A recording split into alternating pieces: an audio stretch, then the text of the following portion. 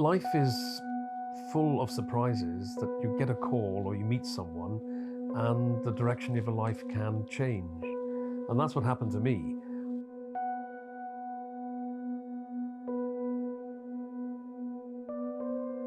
My name is Patrick Legge.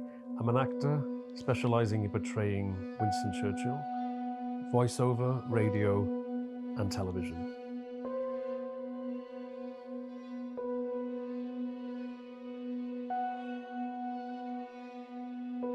I'm the same as all actors. We are people watchers and great listeners as well.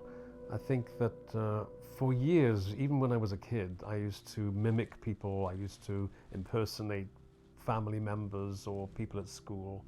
So I've got a good ear for listening. I listen for voices. I listen to quirky, unusual ways that people use language. How people walk, how they say things, how they use their hair, how they use their heads, the things people don't do when they should do it, and the things that they do then they shouldn't do it. You know, I think most people these days have got 2 or 3 dimensions to their lives. They may do something for 10 or 20 years and then retrain or get another job or take a different direction. I've specialized in marketing, in public relations, in teaching and training, and I've worked in colleges. And then life is full of surprises that you get a call or you meet someone and the direction of your life can change. And that's what happened to me. I joined an agency.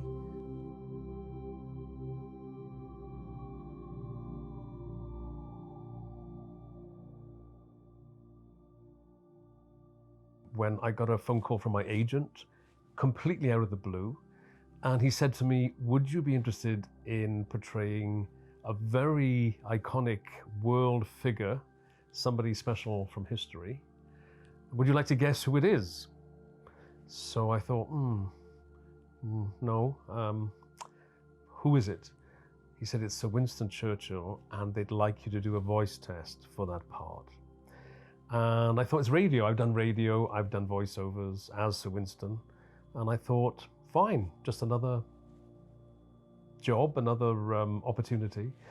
And I did the voice recording of about 4 minutes. They sent it to the production people. And then they wanted, on the same day, or towards the end of the same day, they wanted a film version of me just delivering 7 lines. So I learned the lines. I produced the scene with a colleague, and we sent those lines off, and within hours I was told the part was mine. It was a huge surprise. I had done some commercials with Churchill's voice, and the very short lines, perhaps 3 lines taken from the war speeches, because some of his lines are iconic and many British people know the lines. But nothing more. I wasn't really visualized, if you like. I wasn't created as a character. It was just the voice. And the voice was the key that opened up the opportunity to do television and to hopefully go on to a stage production, which I'm hoping to start work on next year. Yes, these are indeed dark, dark days for our country. When I was sure it was going to be my role, I thought, I've got to prepare. I've got to know this character. I've got to enter his psychology, enter his world, enter into the challenges that always lay before him. I had only a few weeks to prepare for the part, and there was a lot of homework to do, a lot of preparation, a lot of research. It was very helpful that there's so much material online, his great speeches. He spoke and he addressed Congress in America, the House of Commons, and so many speeches, radio speeches that were broadcast to the British people once he became Prime Minister during the war. So that was great material. It's written down, of course. I looked at the transcripts. I listened again and again to how he delivered. He was a master of the English language, there's no doubt about it. Sir Winston Churchill was a huge character with a long life and many achievements, and he was contradictory and complicated. So it wasn't a part you can just walk into. You needed to have some idea of what made him tick. Yeah, he did have his own world that you kind of have to enter to play this character.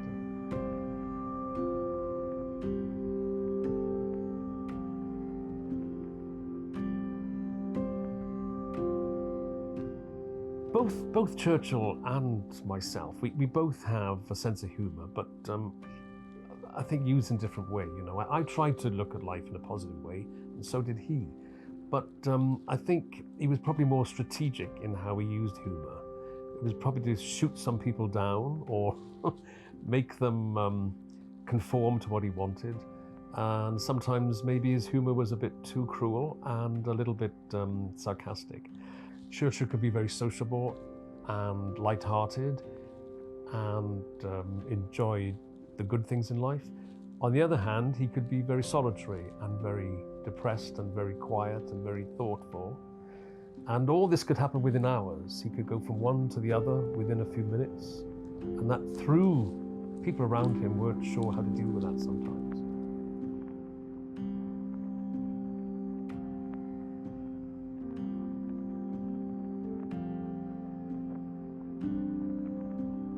The costume and the transition to make yourself rather more bulky, perhaps, and slow down your language and delivery.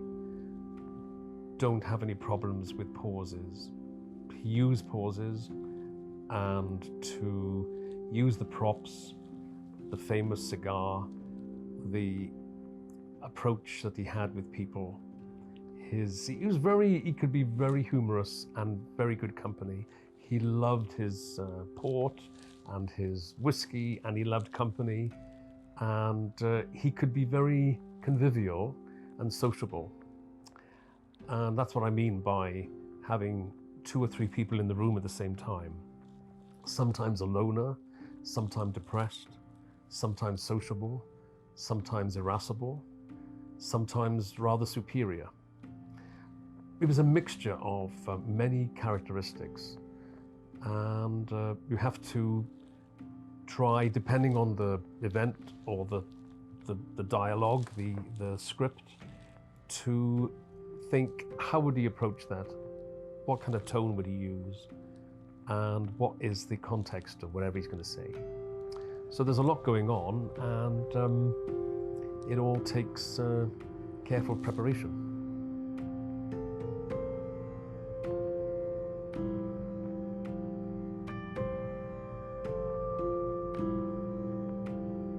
When you think you've got some degree of realism around a character that you're working on, you think, should it all just disappear once the filming has ended? Can it be continued? Can you bring the character out, if you like, into the life that we lead now, into modern contexts? And I thought, yeah, maybe there's a way of doing that. Maybe if I represent this character and take him forward, people can meet him, can interact with him, and can enjoy the character of Winston Churchill. So that was when the Churchill experience was born. We had a meeting. We looked at the possibilities of how Churchill's character and presence could fit in to a celebration, to an event, to a recording. Where would he be welcome? Where would he fit in as a key character on the day that would be perfect for photography, perfect for publicity, perfect for filming? It doesn't really matter what your event is. It could be a company launch. It could be an event based on history, especially the Second World War. It could be an event in a museum, in a university, in a school, or something more private, a wedding or a special birthday surprise. Whatever people want to see in terms of Churchill returning, Churchill reenacting, it's the Churchill experience.